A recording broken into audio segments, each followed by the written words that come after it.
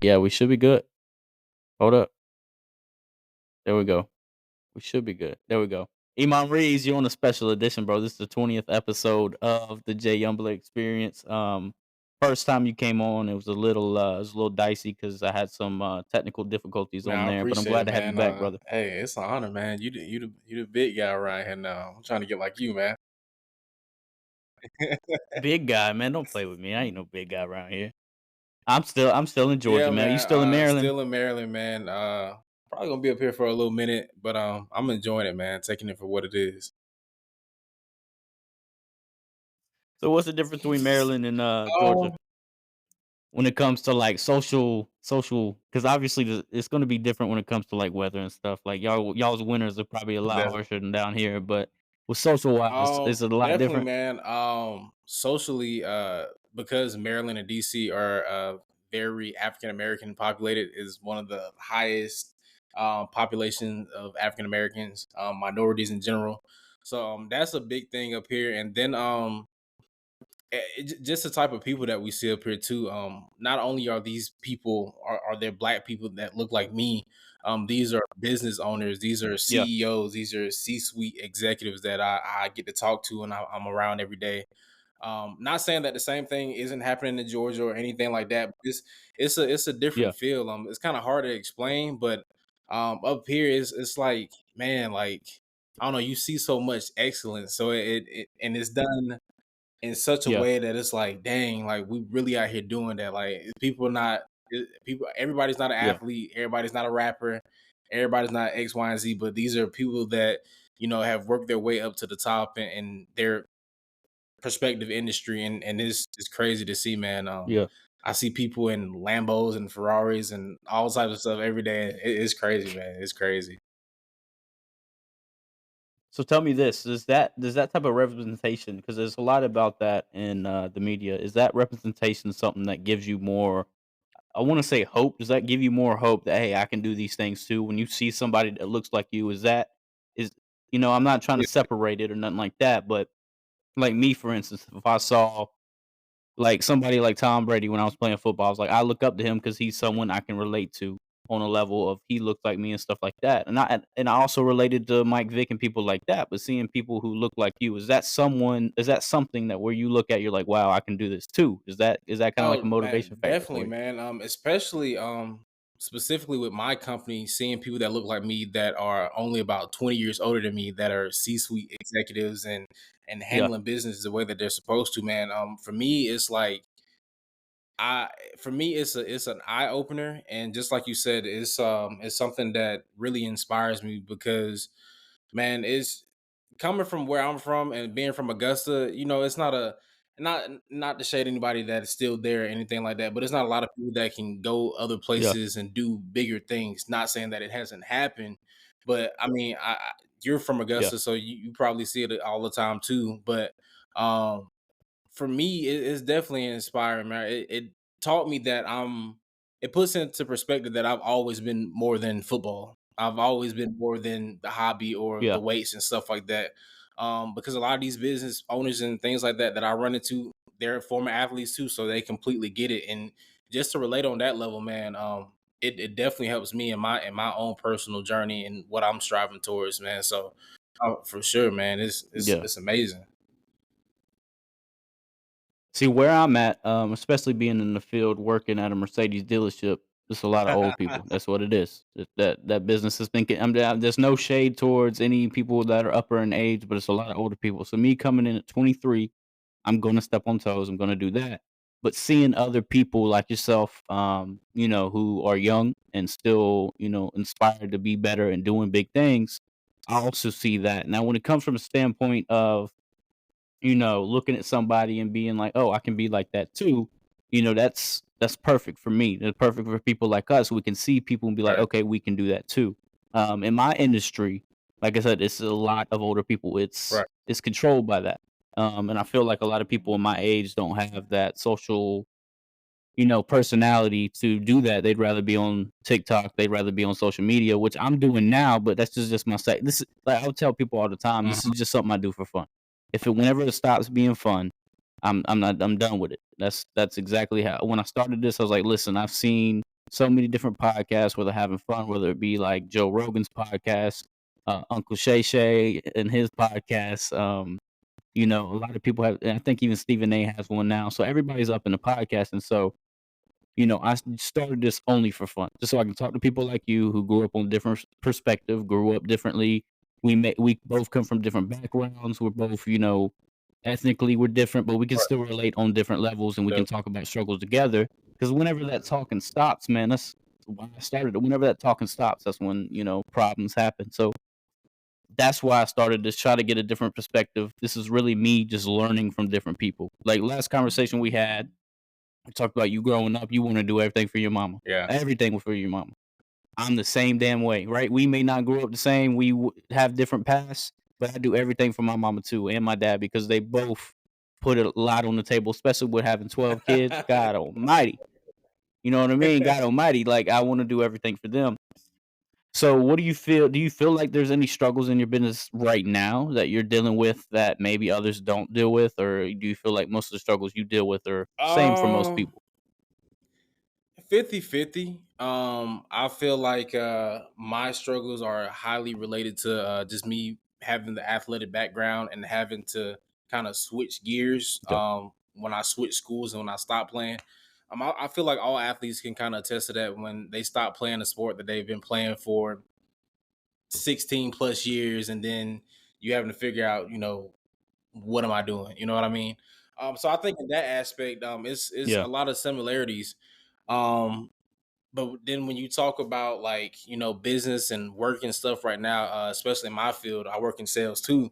Um, I think when you talk about that and being an African American in this field of work and having to, um, talk to different people, you have to, present yourself in a certain way. I think that can be definitely be a struggle for some people that are, people that look like me that want to yeah, step into this field or step into car sales and stuff like that. You have to be that social person. You have to, I don't want to say you have to code switch because I use my personality a lot. Like up here, I stick out like a sore thumb. You know what I'm yeah, saying? Like I got this the southern hospitality, and people say I got a southern accent. I yeah. don't know nothing about that. Yeah.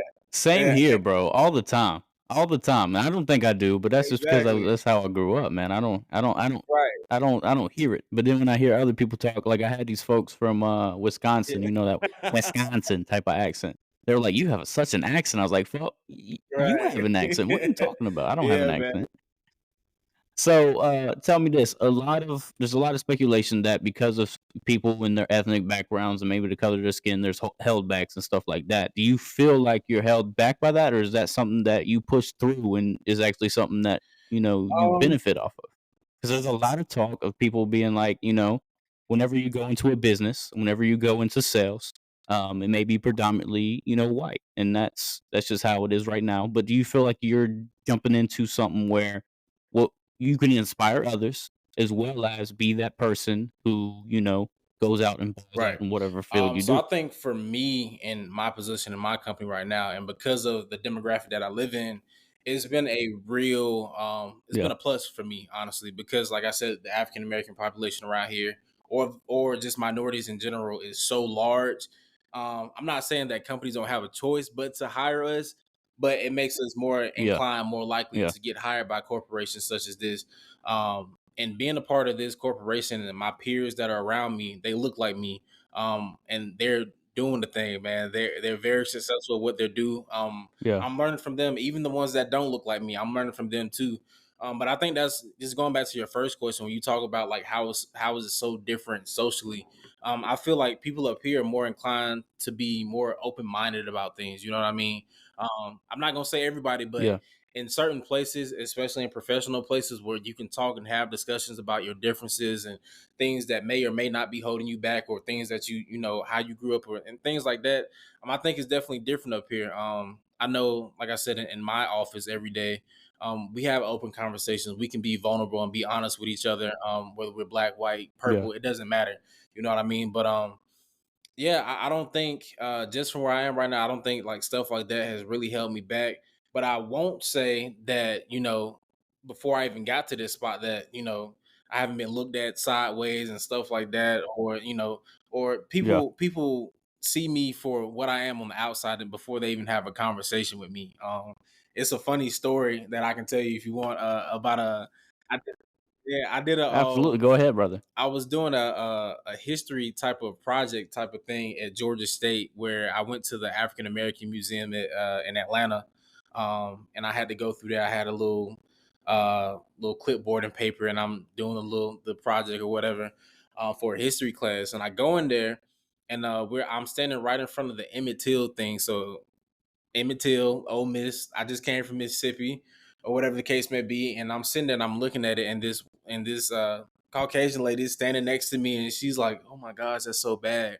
And I just want to start like a small conversation. I was like, "Yeah, I just came from Ole Miss in Mississippi, and this is something that's not talked about a lot, yada yada."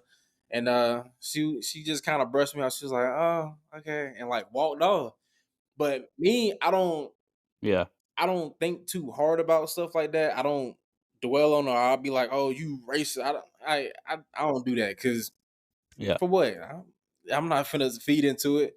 So we walk a little bit more into the museum, and I'm still doing my thing. I ain't worried too much about it. I really don't care if I see the woman again or not. But she sees me again in front of yeah, this other section of the museum, and she full out like starts talking to me, and like she starts crying looking at this section in the museum, and is telling me how bad she feels, or not how bad she feels, but just how she feels, like how cruel people could be and things like that. And she ended up telling me her occupation, and this blew me away. She said that she was in charge of like the fundraising for a HBCU in North Carolina, and I'm like, "But you just looked at me crazy," you know what yeah, I mean? So I think yeah, going back to what I was just saying before, people are more inclined to have those conversations with you and not be scared of who you are. When you're talking about things like yeah, that. I don't know if I might have frightened this lady or what. I got tattoos or whatever. I had on a hoodie that day. I didn't look like a regular kid. You know what I mean? yeah, But it's stuff like yeah. that for sure. Do you feel like, when it comes to people like that, was it an older Yeah, lady, maybe definitely, middle-aged? middle age. She might have been like, Yeah, mid-40s, early yeah. 50s, something like that. Do you feel like people like that? Because this is my opinion, I don't think the black community wants to be victimized. They just want a job, they wanna do exactly just how everybody else does. There's no reason to be this victimization BS just needs it's Mhm, ignorant is what it is, right? I feel like people like that try to gain attention and gain more popularity by trying to I'm trying to put it into words exactly, but the black community doesn't want to be victimized. They just want to live their lives. They don't want to be looked at, "Oh, I'm a black man, you're a white man." No, we're both human mhm. beings and we got a job to do. So I think a lot of people, especially people that age, like I understand she's trying to be good, which makes sense, but at the same time, you're pointing out our differences when no differences need to Yeah, be made, you know what I mean?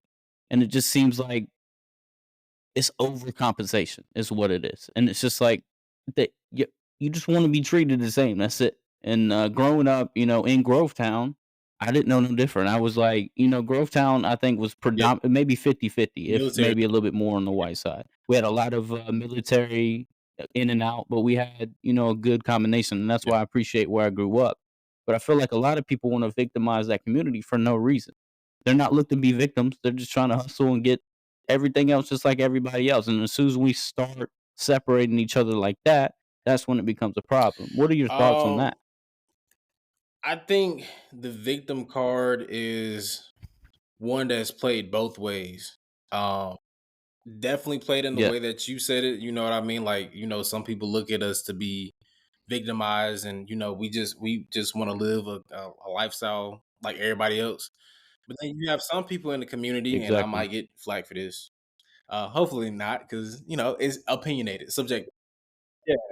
This is an open conversation, bro. This is exactly why I do all this. I wanna hear from everybody from different aspects, different point of views. I wanna hear everything. Oh So yeah, whatever you definitely, have to say, definitely. just go ahead, bro. But I feel like some people in my community want to be victimized, so they can use that same thing for clout or attention or whatever the case may be. And it's like you don't really have to do that. How can we get out of the space that we're in, and we feed into wanting to be that victim, if that makes sense.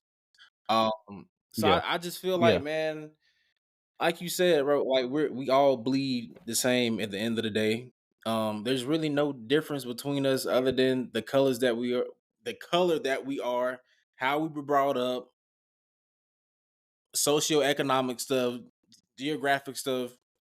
Those are really the only differences. But I truly and wholeheartedly believe that, God made us all equal in His eyes, and I try to look at Absolutely. everything that way, man. I don't look down on people because of what they have and what they don't have. Um, End of the day, we Yeah. all bleed the same.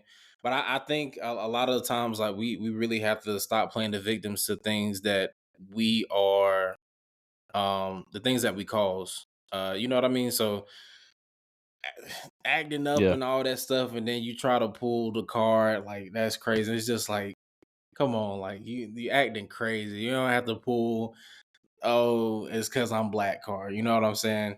I think it's a lot of accountability when we talk about that needs to be had. I think it's a lot of, um just being respectful, being accountable for your actions, and just understanding that there's a consequence for everything. And you can't pull that card if you go rob Yeah. somebody. You know what I mean? Like it's, Yeah. it's just No, I little get what stuff you're like saying. that, man. So I think on both ends, we both hold each other back from being together because a couple of bad apples will Yeah. spoil the entire tree. You know what I mean? So yeah. Yeah, absolutely. See, me growing up, some of my biggest, you know, I wouldn't say idols, just people I looked up who I never saw them as a different color. It Hmm. was just like Kobe Bryant was someone I looked at as like, dude, he's a killer. He goes out and kills it every night. And it wasn't because he was a black man. It wasn't because, someone else was Hmm. a white man. It's because he balled. Because he did things he needed to do to ball. Mike Vick, for one. I remember playing Mike Vick Hmm. to hit the Madden game. You do that rollout pass every Right. time it's a touchdown. Just looking at people like that, I never saw them as a different color. I never saw them like that. I saw them Right. as someone I look up to. So I think the issue is for me, um, and people who look like me, white people and Caucasian people, it's like the problem. What we're doing is we're looking at it the wrong way. We're looking at it, "Oh, that's a black man, I'm a white man." And that's where we start off wrong. Before you do that, whenever you do that, it starts the Yeah. entire issue over again. Because when I looked at Iman Reeves growing up, I was like, "Damn." I see Iman Reeves in high school, I was like, "Dog, you know how many yards he rushed for in middle school? You know what he's doing over there at Augusta Christian? I never saw you as a Yeah. black man. That was my brother. That was someone I Definitely. looked up to." You know what I mean? So I think that's the issue. And whenever people like who look like me try to make the community look like victims, make them, just it causes more issues than it does help. It's a hold us as a Exactly. community back. Um, and the thing is, we're judging based off how close we were to the equator in our ancestors. You know what I mean? That's why we have the skin we have, right? So people that live closer to the equator, they had to have darker skin because the sun was right there. People who lived norther up, guess what? They was white. They had lighter skin. So that's what's crazy to me, man. We judge an entire race of people based on how close they were to the equator, and it's so stupid, bro. I hate it. I No. absolutely hate the conversations.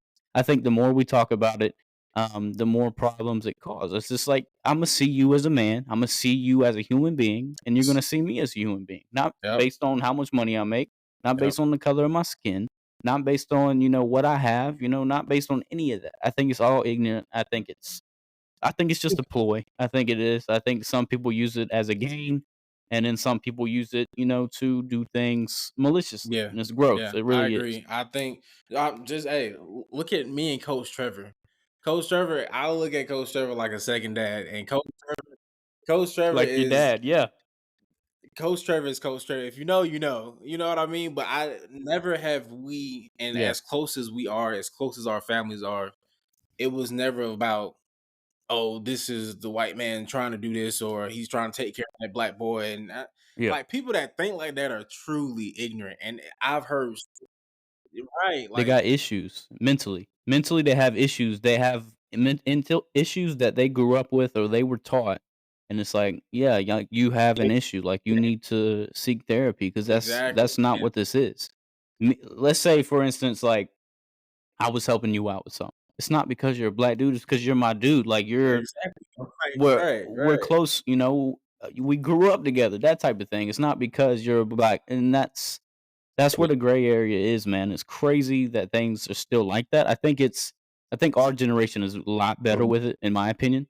I think we do a lot better with that. I think we're not victimizing each other. We're not looking at each other, "Oh, you're black, I'm white." That's not how it is. And a lot of people don't wanna touch this discussion because it's uncomfortable. But for me, it's not because we have to have discussions for us to grow as a people. And I'm not talking about this people and these Right, people. I'm talking about us together as a, right. It's never a united them or a people. they. It's always been us issue, and Exactly.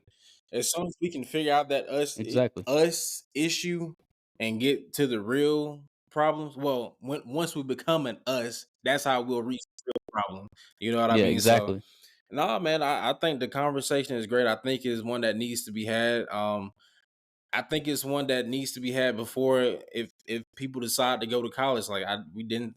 For me, I hadn't had a open forum discussion about where I came from and my history and the things that may have happened in this country until I got to college. You know what I mean? But no, I Yeah, think it starts at home. That's really what it comes down to. It starts at home. It starts with absolutely. being curious about who you are as a person, what you came from, and just taking it from there, man. And hey, it's hey, parents do some parents do a great job at it. Other parents can work on it. You know, you Absolutely. Yeah. And I think growing up where we grew up really helped a lot because we yeah, saw a lot of different yeah, faces, a lot of different people, and you realize from a young age that it doesn't matter at all. And I think where that comes from is like what you were talking about is people just not being taught correctly growing up. Growing up, I was yep. taught to respect everybody. And so tell me this, whenever you say yes ma'am or yes sir, is Man, that weird up north? it is absolutely. It's one of those things that is like what's the word I'm looking for? It's unheard of. It is like taboo up here. Yeah. I was in New York before I started working with my current company. I worked for Paramount up in New York, and I Yeah. opened the door for a lady or something like that. I think I opened the door. I said yes, ma'am, or I said I did something, and she was like, "Oh, you can't be from up here," and I was like, "No, I'm not." But it's like all of that stuff is like super taboo up Yeah. here, and people like fall in love with you just when you open a door or it's simple yes ma'am or just a simple little Yeah. sign of some type of hospitality or respect. People up here adore you. They'll give you anything you want. Yeah. See, Oh, yeah. it's also different cultures, man. I feel like up north, and you can correct me if I'm wrong. Up north, that's mostly towards older people. So whenever you say yes, ma'am, yes, sir, you're like, what? Yeah, How old do you think yeah, I am? So they take it more as an offensive thing, like he must think I'm really old, but really it's not. That's how I was raised. If I didn't say yes, ma'am, to my grandma, I was getting two fingers on the lips. Like I was getting. That's how right. it was. Like how it was. And same with my mom, my granddad. He was in the Navy, so it was Hmm. yes, sir, yes, ma'am. I wasn't even allowed to eat with my elbows Yeah, on the table. That's how it was. You know what I mean? yeah. Like that Nah, type of it's thing. some people up here definitely take it as a almost like an insult on their age, but it's like, but as soon as you say it though, before they say, "Oh, I'm not that old," they'll be like, "Are you not from up here? Are you?" Yeah, At that point, "How you yeah, got me?" exactly. Oh And yeah, that's just how we were raised, and that's something too. It's just like there's so many different cultures too that so many people are embedded in, and, like, up north, you have a very different culture. Down south, it's Jesus, football, and grits. right. That's about it, you know Yeah, what I mean? So, it's just and then I've been out west, but I yeah. haven't been out west, if you know what I mean? So, I don't know what the entire culture out there is, but, up north and down Oh, south yeah. is quite It's different for sure. definitely different. But I think it all depends on this is like you make it what it is. You know what I mean? For me, I don't have no reason to disrespect nobody. It's never anything like that. So I feel like wherever you go, if you give respect, you're pretty much likely to get it. Up here, Yeah. yeah, See, and that's how it is, man. I don't judge people off anything. Like I don't care what religion you are. I don't care who you like. I don't care what color you are. You can be purple. It doesn't matter. You respect me. I respect you. And as long as you get exactly. along, that's all And that matters. the further you go up north, I'll say I'm not gonna say that people are rude, but it's like the tone in their voice, and you know what I mean. Like in New York, like yeah, But that's just yeah, them like talking. yeah, and That's just them talking. No oh yeah. disrespect, So but that's I just had how to they're learn talking. that fast. Like people be talking like it's like with a lot of passion. I'm like, why are you screaming at me? But uh, They'll be exactly, like, "What are but you talking about?" man, nah, it's different. But Yeah, like I said, man, you give respect, you get it back. That's anyway. That's yeah, absolutely. Like, so when I went to Miami down in Florida, nobody yeah, speaks English really. All the Ubers, everybody at the restaurants, it's just like different. And I think that's a beautiful thing, especially with the accents. Like you go up north, and you got so many. The boroughs have yeah, different accents, which is crazy. You know what I mean? So the New York boroughs have different accents. You go out in Atlanta, Atlanta has different accents yep. than the people in Augusta. People in Savannah, they way different from the people in Augusta. It's just the different vibe each place you go, and then you go over to Charlotte, and it's then it Well, get you different hit. again, and just like the fact that we have so many cultures together, I think it's a beautiful thing because then we can have conversations like this Yeah, to where we're getting no, to know each definitely. other And and where then we you hit come like from. Charleston, and then you got the Geechee accents and stuff like that. That's a whole different type. Of, even me, I'm like what'd you say? And Say then again? Yeah, like Florida has yeah. you ever Like listen the to Kodak Haitians and Black the talk? Zoes in Florida, man, it's so different. But Yeah, like at the end of the day, we can all learn from each other, man. And I think that's something we all have to yeah, exactly. truly understand. And yeah, and I think Yeah, conversations like this help a lot, man. Honestly, I try to have as many different people on as possible.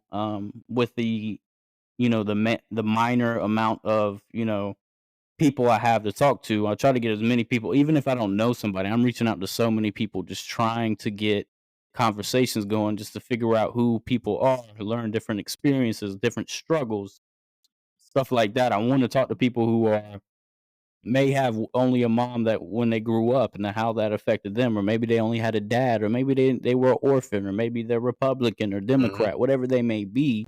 I want to have conversations like right, that so I can learn more because I feel like we weren't put on this earth just right, to be us. We're meant to learn things. We're curious by nature, and as soon as you lose that curiosity, man, that's exactly. that's You when can't life put gets yourself dull. in a box. There's too many people out here to put yourself in a box, man. For sure. Exactly. So that's why I try to talk to as many people as possible. Different backgrounds. You come from a football background, Mm, and now we're both in sales. You know what I mean? Your sales is maybe on a different scale, and maybe you have a larger scale. I have this scale where it's more local, and I get some people from different people, yeah. different places. But when it comes down Yeah, to it, you're still definitely. I talking to mean, people. You know what I mean? I don't even think I ever said this, but I work for Centos. I work in sales for Centos. We probably do business, and I know we do business in Athens. We probably do with the dealership that you work at, but I wouldn't know because I ain't down there. But yeah, no, Fortune Yeah, Fortune 500 to even like the local dealerships, man. We all have one main goal. That's the customer. So yeah, yeah. exactly. No, I sold this G wagon to a guy. He owns a company, or yeah, he owns or part of a company down in West Palm Beach. And I'll tell the story about that. I Mhm. picked him up from the airport. As soon as we get in the car, he's talking on the phone. I hear him talking about Hong Kong. I hear him talking about China. I hear him talking about, Ireland. I hear him talking about all these people. It's like, hey, we're gonna get on a conference call with this guy from Hong Kong. We're gonna get this stuff. So after we got off the phone, I asked him what he do. He's like, yeah, I'm a middleman. So basically, what he does is he gets the coal, Mhm. aluminum, whatever it may be, big. Yeah. He's got coal money, Yeah. like Yeah. coal money. Yeah. You know what I mean? Like oil money. Yeah, and he's basically the middleman. He works obviously. I didn't know this. So there's a Mhm. company that sells it. There's a company that is the middleman who transports it, which he is, and then Yeah. you have the company that's buying it. And he's in the middle of all of that. So he's in multi-million-dollar deals. I'm like, how do you even? He's only 29 years old, multi-millionaire, bought the G Wagon in cash, one of the most beautiful G Wagons I've ever seen in my life. And he was like, "Yeah, I wanted to match my bike, and it's not like a motorcycle. It's a bike that he rides." He's like, "Oh yeah, this is the same color as my bike. I just wanted to get it to match." That's insane. Never ever. So I used to work at a car wash. I never thought from the time I worked in the car wash till now that I'd be meeting somebody who had enough money to say, "F you, I'm gonna retire," Mhm. but still works. That's crazy, the amount of people I would love to get him on the podcast. I probably couldn't even reach Hey, him at this you never point, know. but, like, his phone is ringing, ringing, ringing, ringing. He was just on a Yeah. conference call every Hey, 30 minutes. hey, you miss 100% of the shots you don't take. So I even asked him on the call ride, I was like, "Y'all hiring?" He's like, "Nah, not." man, no, no, He's man, like, those "Nah, we're jobs not like hiring right that now." is. I kind of compare it to what I was doing at Paramount. I was pretty much the middleman between a client and the company, and you right in the middle with that. But man, to be 29 and you doing Yeah. all that, I can even It's imagine the insane. amount of responsibility. Only 29, and then his business partner, actually, is buying another one that just got shipped out today. They both live in West Palm Jeez, Beach right on the water. must be nice. It must Yes. be nice. Yes, bro. Yes, when I see that, I'm like, "Damn." I mean, I know I'm still young, we're both still young, but it's like, damn, you see Right. that, and it's like, I could Yeah, I you gotta can go reach harder. more. It's not Gotta just go where we're harder. at now. And nah, Yeah. hey, we just had an executive meeting last Wednesday, and all my execs are early 40s, like mid 40s. Wha- And that's young yeah, for y'all's business too. very young, and man, they're all. I'm big in watches, so all of my execs come in. One of them had on like I think he had on a date just like 2023. The other one had on he had on a Batman AP. I'm like, what are we doing? And they'd be like, I sell toilet paper. I'm like, me too. So nah, man, it is crazy, but man, like seeing stuff like that, no matter who you are, it makes you want to go harder. It makes you want to go harder, and it's Yeah. so hard too. Like especially in sales. I think sales is one of the hardest, most rewarding jobs that anybody can do. But you got to be a different type of breed to play in this game. Bro, it's up and down, up and down. You have to be a dog to work in sales and actually be good at it. To be good at it, is a lot of people don't understand, "Oh, you're just selling cars." No, it's so many different Yeah, variables and yeah. aspects, bro. I literally sell toilet paper and like mats. That's what Cintas is. I mean, we have a lot. We Yeah, and it's a multi-million multi-billion. dollar company. Billion, okay? No, we and that's the cool thing about Multi-billion like dollar company. Cintas, and I'm so grateful that they reached out to me the way that they did. But bro, the company is so young. I think we started in like the 40s. We've only been around for about 60 years or something like that. And our stock prices went from $68 to 688. The company's worth is $9 billion, and every we try to double in size like 10 years or so. Like so in like 2034 or 2030, it's expected for the company to be worth $20 billion, and the stock is probably gonna be out of the roof. So if you're in investing, hop into Centos. They're gonna take care of you. But no man, Yeah. What people don't realize, bro, is do you know how long, or let's say you hmm put it into time, right? You know how long $1 billion would be in seconds? that's insane. Yeah. It's 31 years. hmm 31 years. That's how many seconds. And millions, let me see, millions in seconds is only 11 That's days. crazy. That's insane. 11 days. 11 days compared to 31 years, bro. So if you had money, right, and you were counting that as a second, it would be 11 days versus 31 years, bro. That's how Yeah, much a billion is. and that's yeah. People don't No, realize that. it is absolutely insane, man. But I feel like when you work in sales, man, it's almost like you get a piece of it. Like they pretty much give you You get a a piece, you little get a little bit. You crumb. know what I'm saying? Depending on where you at and what you're doing, A little but crumb. essentially, and I Yeah. correct me if I'm wrong, but I know with my company and probably with car sales too, they pretty much give you a blank check and say go out there and work and see how much you can make. Exactly. There's no hourly wage, and that makes a lot of people not want to jump in. I remember whenever I first started, my mom was like, "This is a bad idea, Jacob. Like, you don't want it's a lot of Yeah. hours. Like, you're gonna be grinding."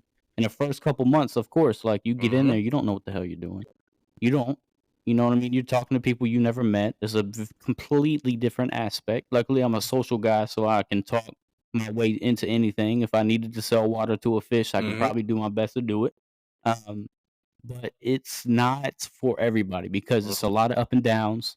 It's a lot. It's more no's than it is yeses, but those Oh yeah, yeses mean a most lot. definitely. And I work at a like with Centos.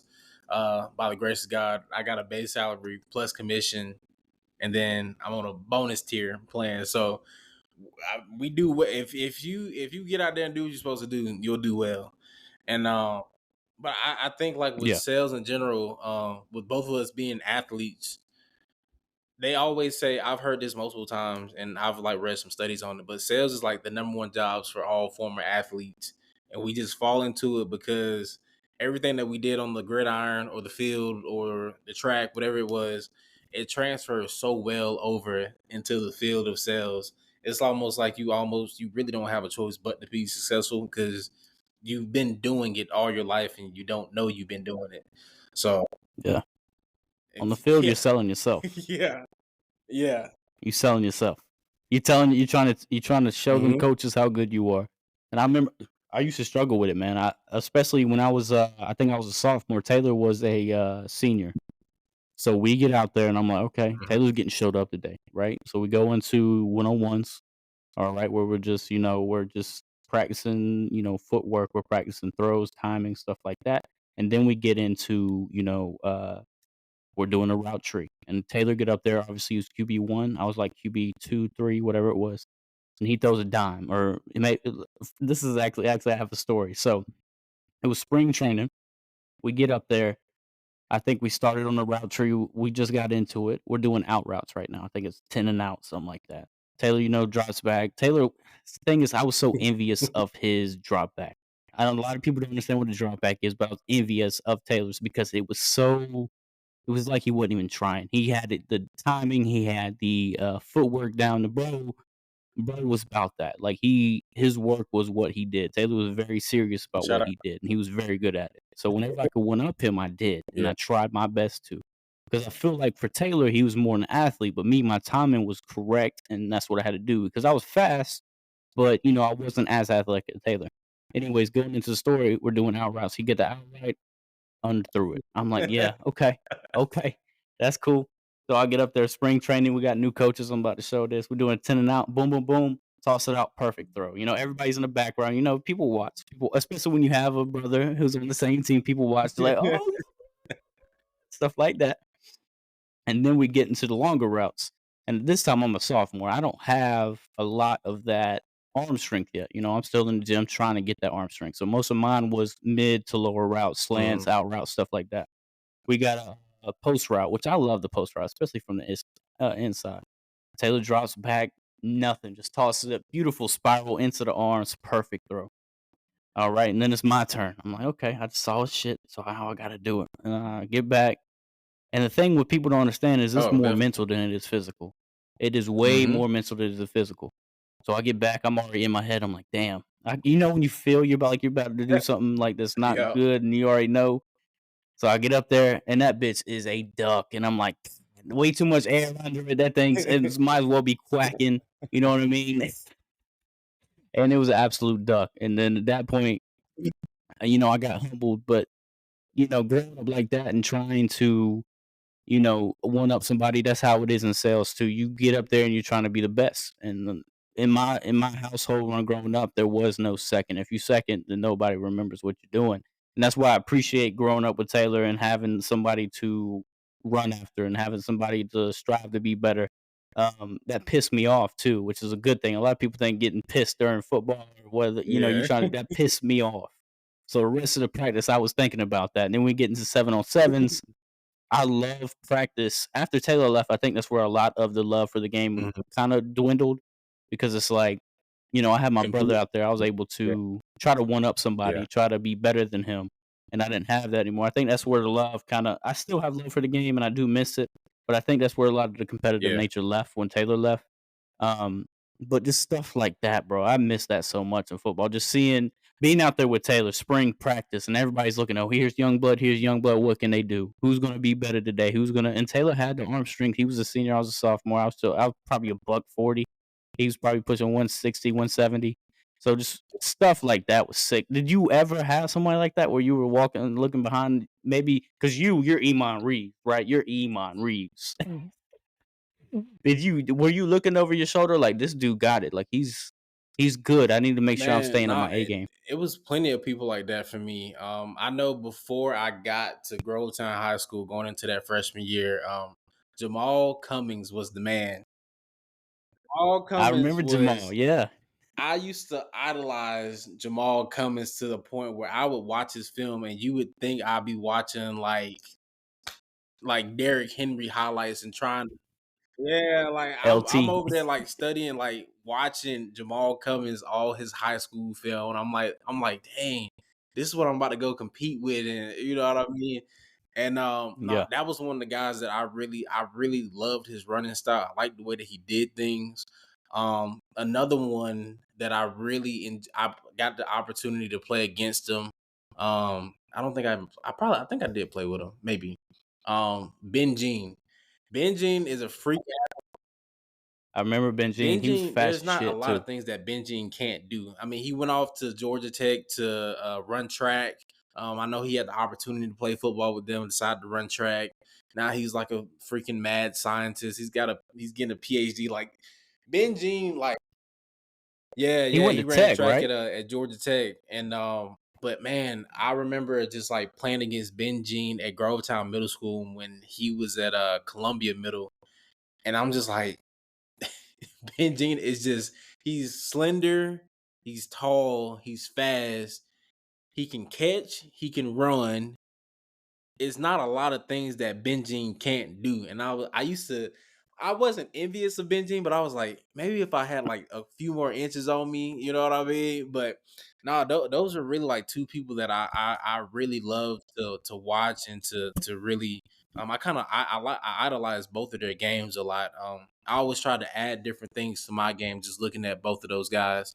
But then like when you talk about uh like when it comes to like the pro athletes and stuff like that, I'm a big old school guy. So I used to watch the Walter Payton's, LT, Reggie Bush. I started really trying to study the thicker backs that I kind of emulated. So like Maurice Jones Drew, Yeah. I was about to say that. Whenever I think about yeah, Iman, I think or about like Maurice Michael. Jones-Drew, and he was Right, underrated because or he like played in Michael Jacksonville. Turner. I was a big, huge Michael Turner fan. But I used to Yeah. just like really just try to emulate everything those guys were doing. Um, like I said, we had the same stature. The big lower center of gravities, the big thighs.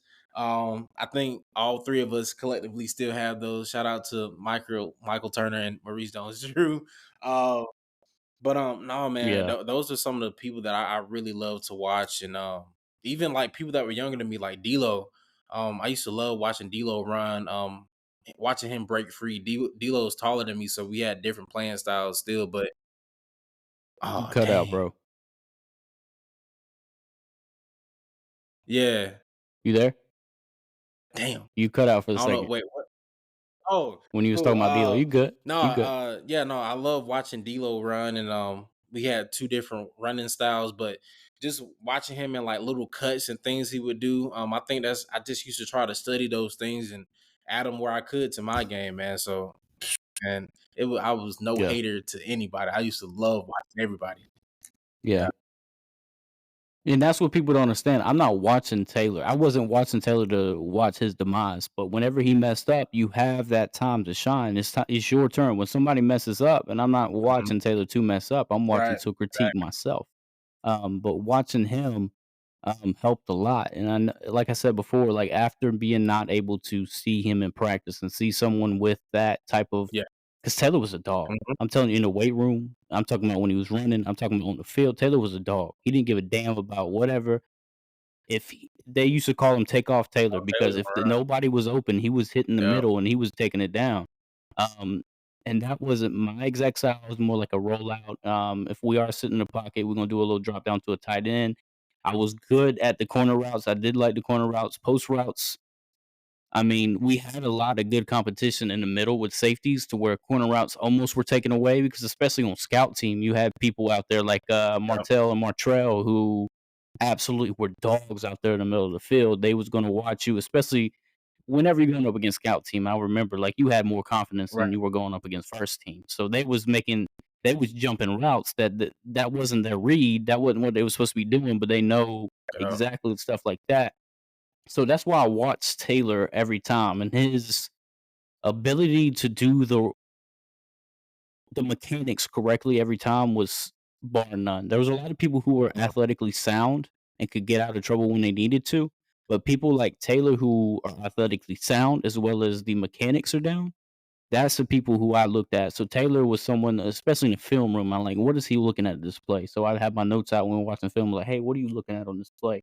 You know what I mean? But oh, it's the back here, or the backers here. You know, make sure he's doing this. If he's not doing this, you're doing this. And I was like, okay, there is levels to this that I Mhm. have yet to understand.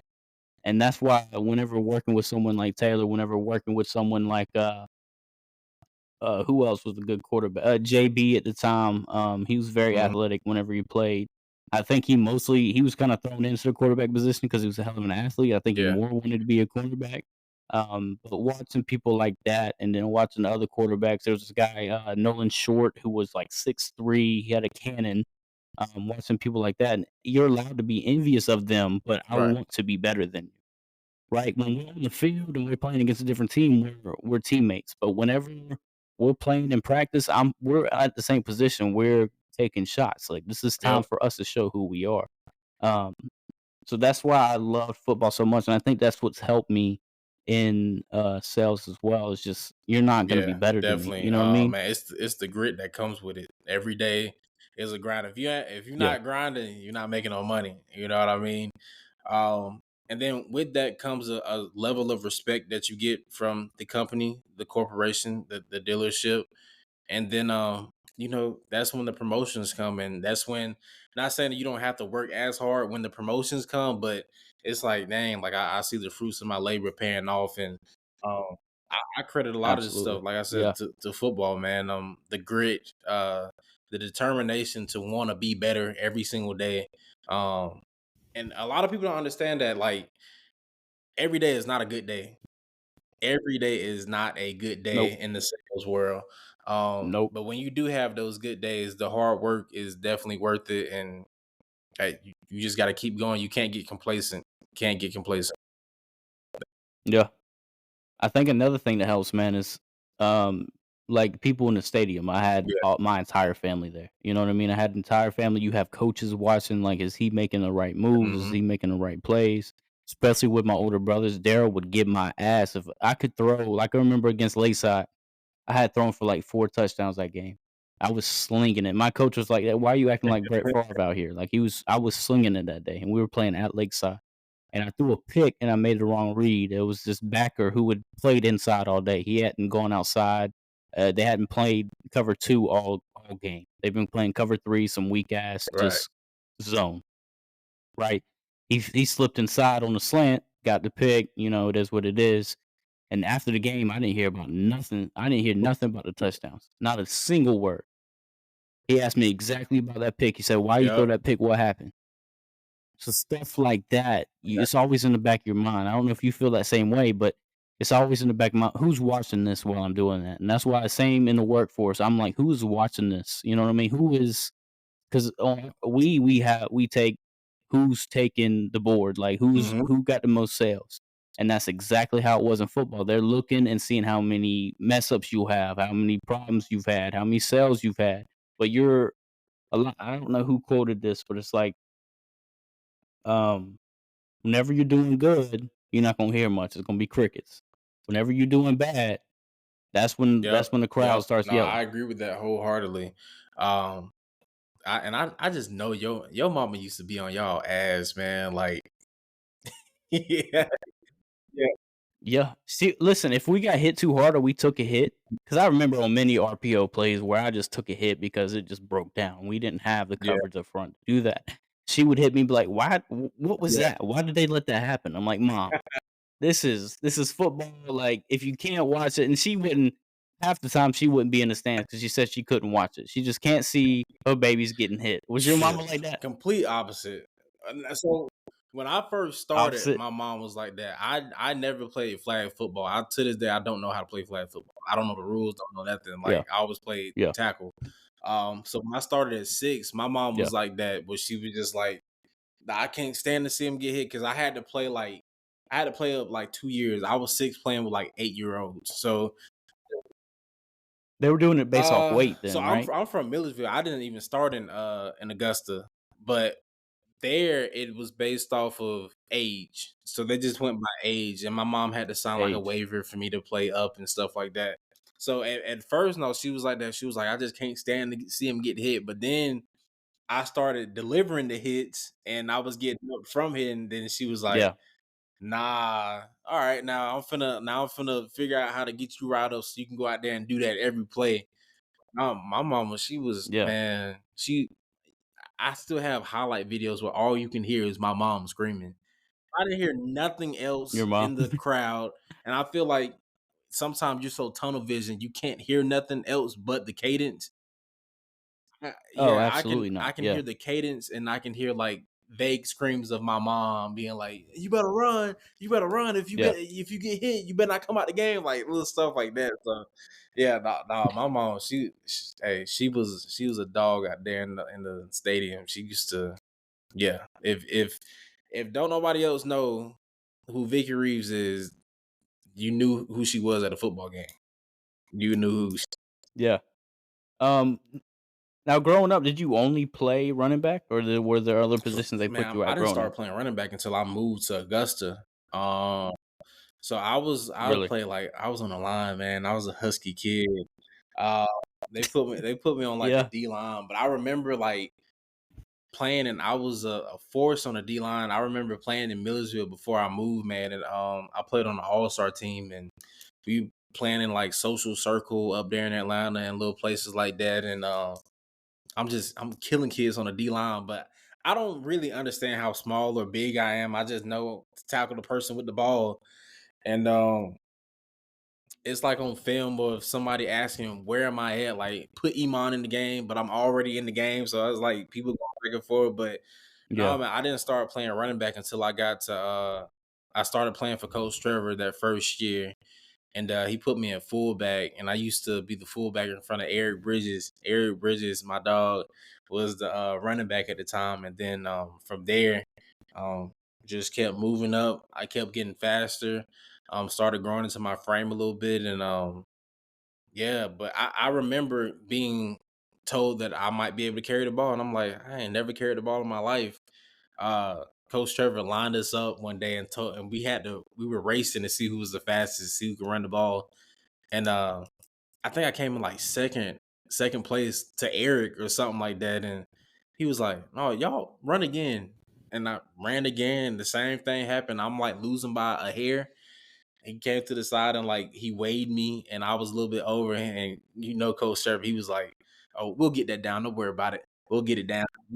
We'll get back out there." So yeah, that was the start of it, man. That's when I started carrying the football. That was I credit a lot of majority of my success to Coach Trevor. Had I not met Coach Trevor, I probably would have never yeah. ever touched the football.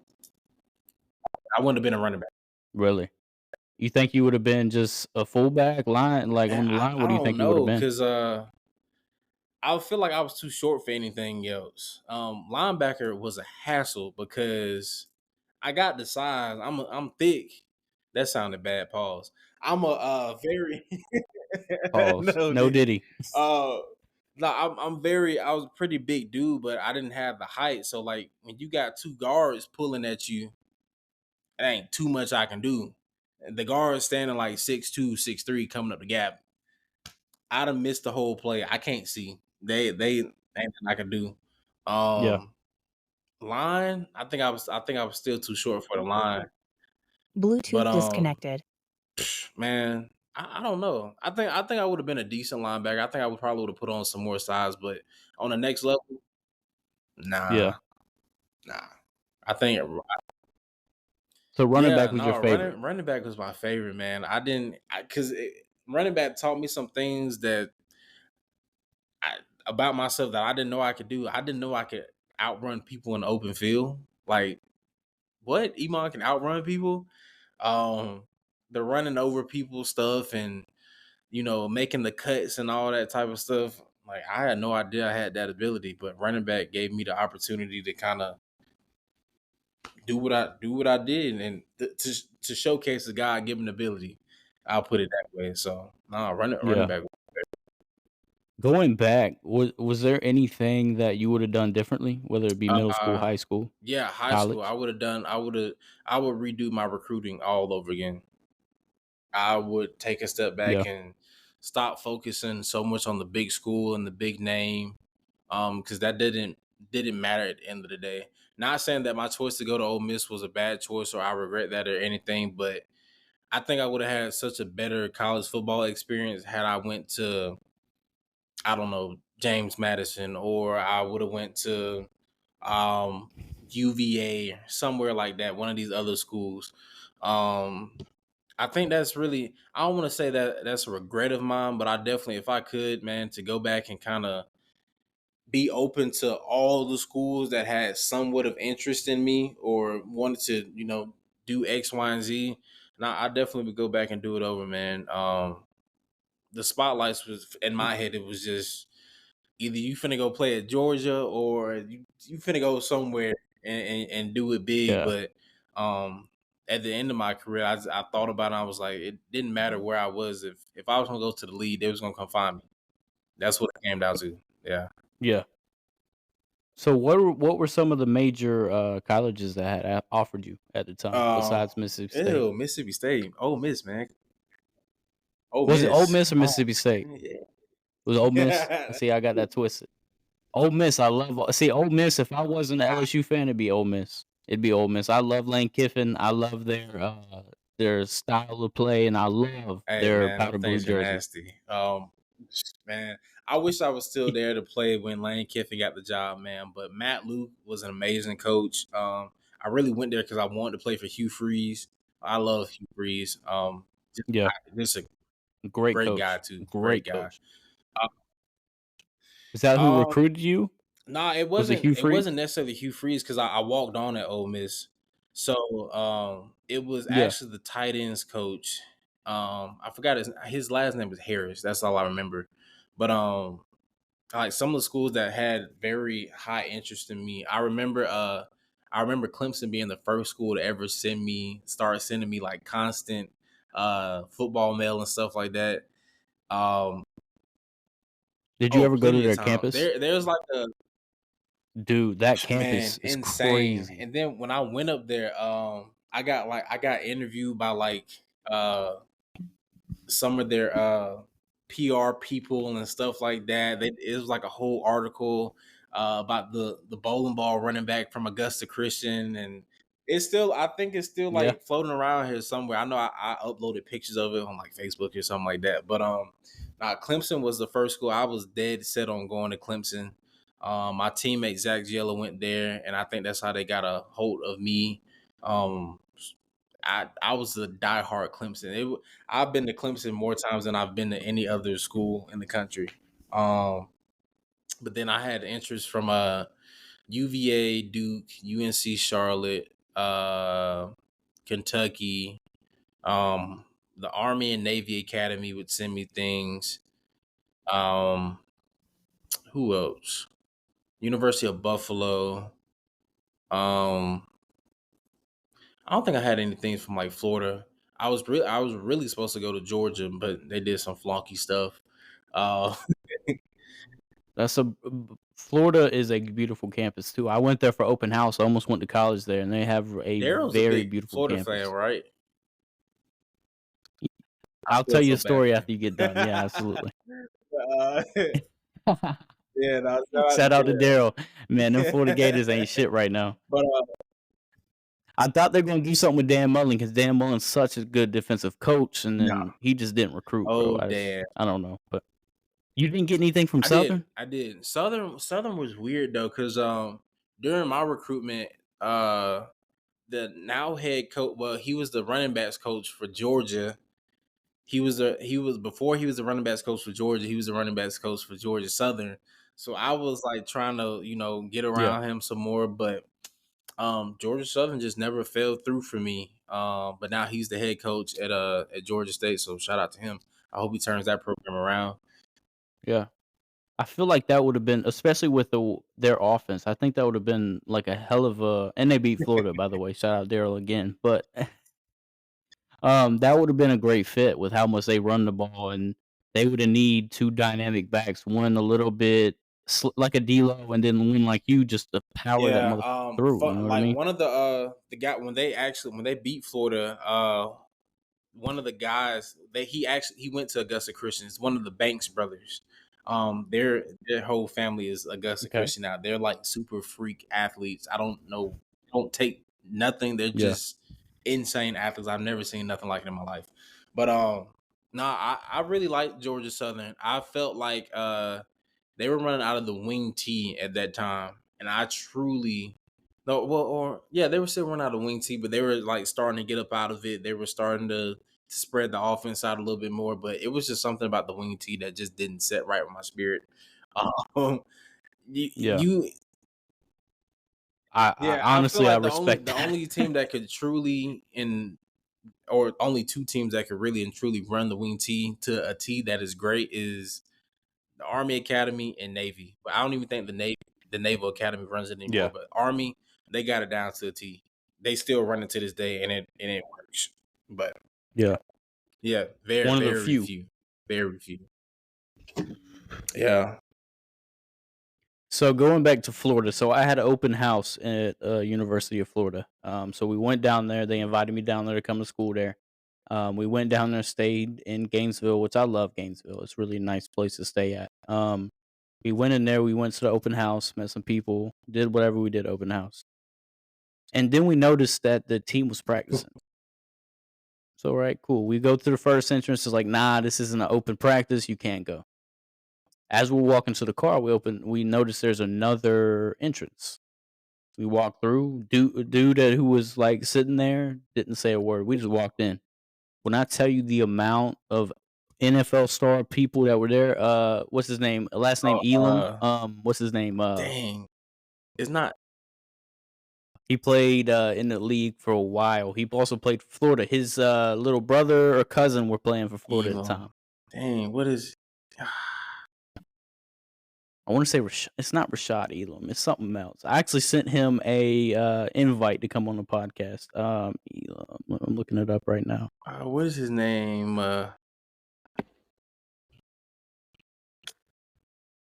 Matt Elam. Yep, Matt yep, Elam. yep, yep. Matt Elam. He played for Florida. He was there. Dan Mullen was there. This is when Felipe Franks was there, as well as what's his name? Um, Henry Jones. Uh, Emory Jones was there. When I tell you the amount of NFL stars were there, Steve Spurrier was there. I was like as close as I am to the screen, and we watched the entire practice. And then I was taking videos, probably dumb. I was going live on Instagram, and this dude came up, he's like, "Who do y'all know here?" I was like, "We're here for open house." He was like, "Well, who do you know who's playing?" I was like, "We don't know anybody. Technically we know everybody that's playing, but we don't know anybody like personally." They're like, nah. I'm gonna have to ask you to delete that footage, and I'm gonna have to Oh escort you." no. But at this time, they were going full team, so we watched the Yeah. entire practice, and I still have videos on my phone. And this was when Dan Mullen was there, and I didn't realize how much of a hunchback Dan Mullen was. But we watched an entire Florida practice where nobody knew who these people who I was, and like Matt Elam was there, like the Steve Spurrier. I think one of the old cornerbacks who was really good at Florida was there. I don't remember his name. He was there watching, but we got to watch the Dang. entire practice. And Felipe Franks, I'm telling you, this is a true story. They have an inside facility. He was sitting on one knee at the 50-yard line, one knee, and they were doing a contest who could hit not the goalposts, but the things in each The corner of the end pylons? zone, the Yeah. pylons. He would sit on one knee, throw the ball on a line, and hit the pylon. Hit the pylon on one knee, bro. Yeah. You remember Yeah. Felipe Franks? He was, I think he was in the same, class as, Yep. Jacob Yep. Eason was at the time, and I'm telling you, this bro was he had arm strength I've never seen before, but yeah, that's a little cool story. We snuck Got into kicked. their practice and got kicked out. Yeah, I feel like I Got kicked remember out. when like Daryl posted some pictures of that. I think it was either you or Taylor that he was there with. Probably. It was Taylor, so we went I've been to one, Taylor's been to one. That was when, what's his name? Yeah. Jim McElwain was there. He actually got to go to one of the camps. Felipe was there. I think a couple other quarterbacks. There's so many quarterbacks that go through college. It's hard to remember, but a lot of big quarterbacks were there.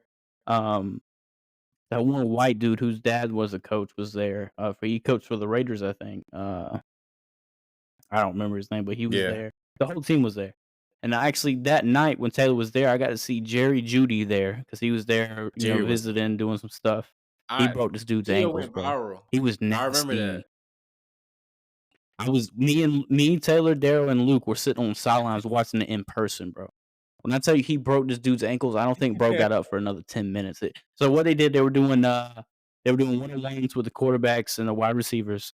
And then at the end, they did the best against the best. So like 5-star Mhm. versus 5-star.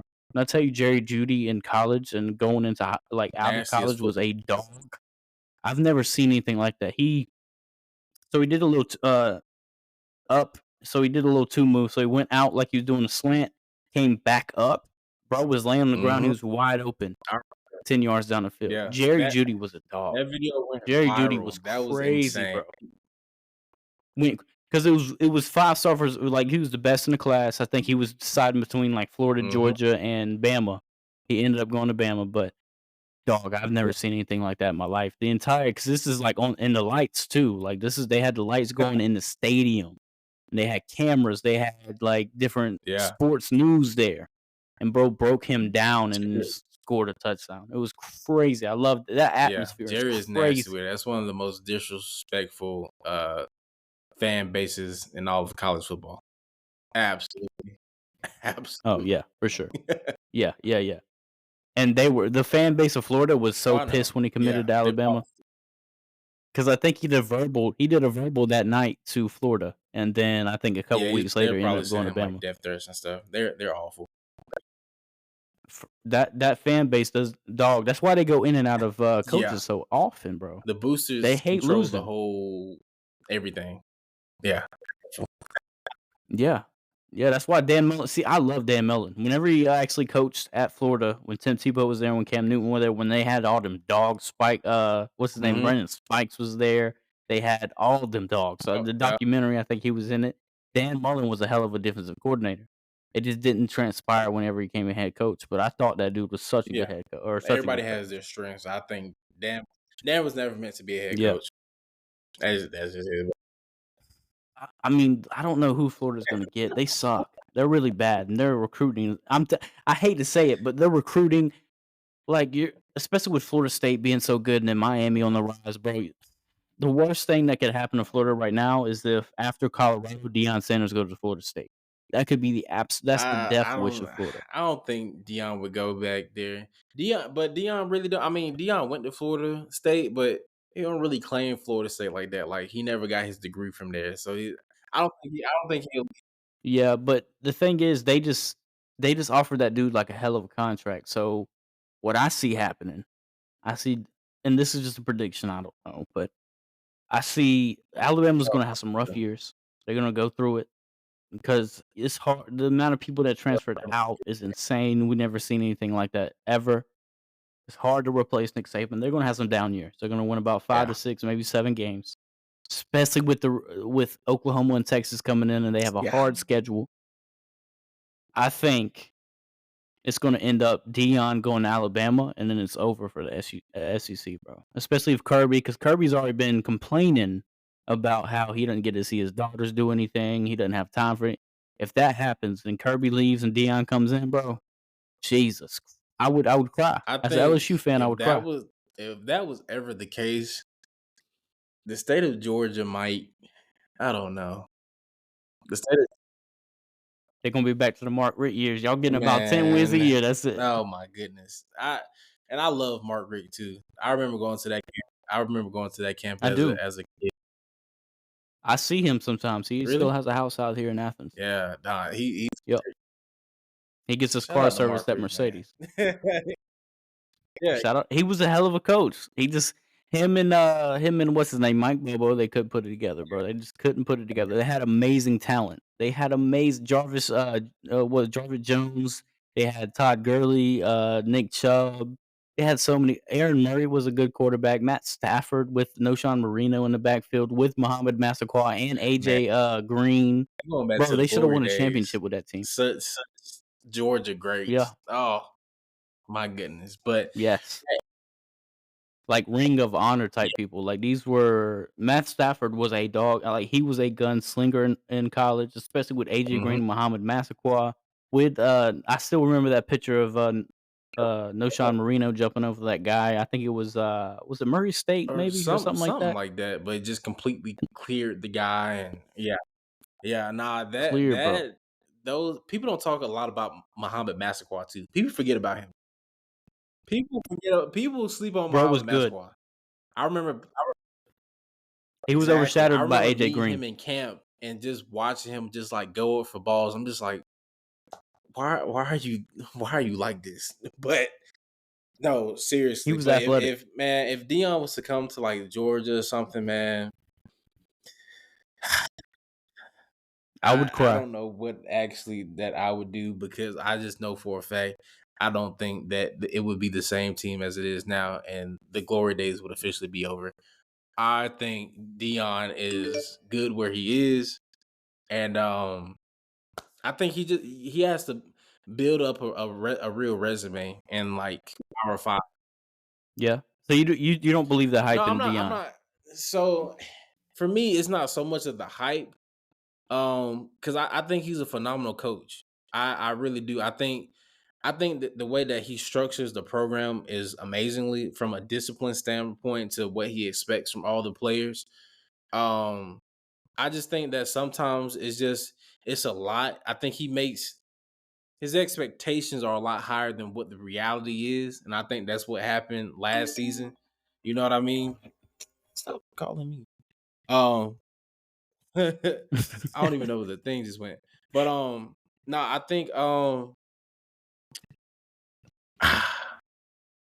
I think that was just the issue. The expectations were just a lot higher than what the reality was.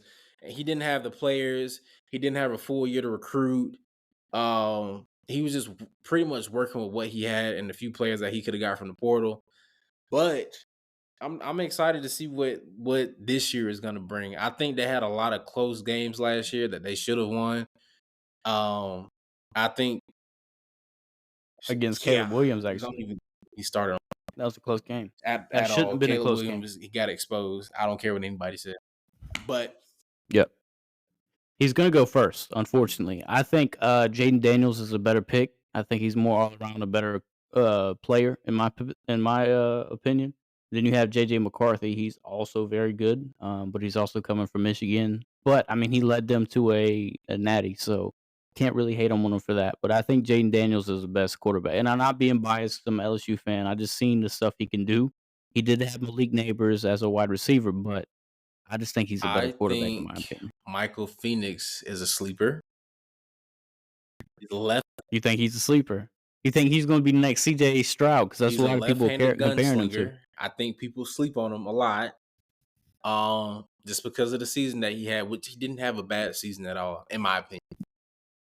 It's hard playing for Washington. It It's really is. hard playing But for Washington. just seeing what he's done like the last 3 years that he's been there, 4 years, I want to say 4 years.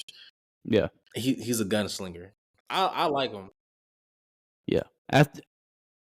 After their run with Jake Browning, it was hard to come back from that, especially with the talent that goes through Washington. Because there's not a lot of Hmm. talent that goes through Washington.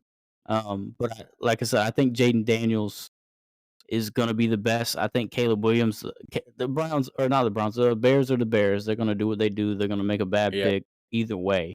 But they're gonna end up getting Caleb Williams, and I think he's good. I just don't think he's as good as everybody says. He played with you for USC. He didn't a lot of. It was all West Coast offense. They throwing the ball, Hmm. throwing the ball, throwing the ball, and you know what I mean. Like It wasn't the SEC. You don't get the good defenses. You don't get those good players that come through because a lot of SEC people don't understand. You have IMG Academy in Florida. Some of the best athletes come out of Florida, if Mhm. not the best athletes. It's hard to I mean, it's just hard to do it. I mean, I hope Caleb Williams the best because I think he is a dog. I think he does well, but I think it's Jaden Daniels. And if, Malik Neighbors goes top 10, somebody got another I dog agree. on their I team. think, I don't know what you I mean USC. Caleb is from Maryland or DC. He went to Gonzaga High School up here, and Yeah, that high school is top tier for sure. I just wasn't impressed by his college career. He put up the numbers; they're good, but I don't know. I think what really turned me off is just seeing the arrogance from him during his interviews and stuff. I just yeah. He basically said, like, he doesn't have to get drafted, you know what I mean? He can make the same money exactly, going and he back to was just school. pretty much. It just gave like I'm gonna go first. I know y'all gonna pick me, and this is what you're gonna get. And I'm just speaking just from what he showed me on national TV. Never, I don't know the kid, nothing like that. But it's just like Yeah, I don't like that. It rubs me the wrong way to see somebody with such arrogance. There's a difference between arrogance and confidence, and just all of that just absolutely, gave arrogance, and I'm not a fan. I wish him all the best, and I can't wait to see what he does in the NFL. But it's gonna be a wake up call wherever you go, wherever absolutely, you go. for sure. Well, Iman, we're at an Damn. hour and 15 minutes, bro. That's crazy. This is the longest podcast thus far. It's my 20th episodes, bro. Yeah, I man. appreciate you being on. It's always a pleasure to talk to you, bro, and get your perspective on things. I hope everything's going well for you up in Yeah, man. You're in Maryland, right? Not DC. You're in Maryland. I appreciate everything, bro. Like I said, you still a legend out in Augusta. You got any positive vibes to tell the folks before Oh we get off this man, spot? positive vibes, man. Mind the business that pays you. Stay safe. Stay out the way. Keep God first, and just live life. Just be a good person. Be a kind person. That's gonna take you further than Yeah. the money will or anything else. People will. What does Miss Wall always say? And I shout out to Miss Wall. I love her dearly. Miss Wall, bro, Miss Lil Wall, Miss Always, Lafucci, Miss Owens, dog. It's crazy how much influence right. they had on us growing up, and that's the type of teachers, bro. I love them so much. I still Get Miss talk to Miss Wall Wall. today. Get Like Miss to this Wall day, on the I'll see her. podcast. She got a lot to say. You need to. I Miss need Wall, to. if you're hearing this, get on the pod.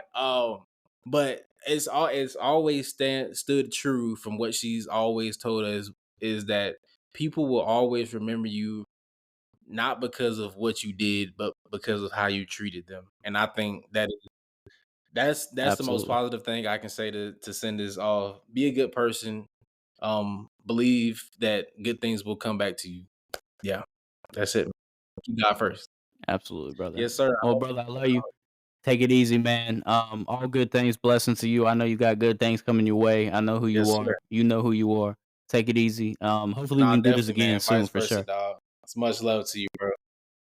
Yes, sir. You Absolutely, too, bro. man. Take it easy.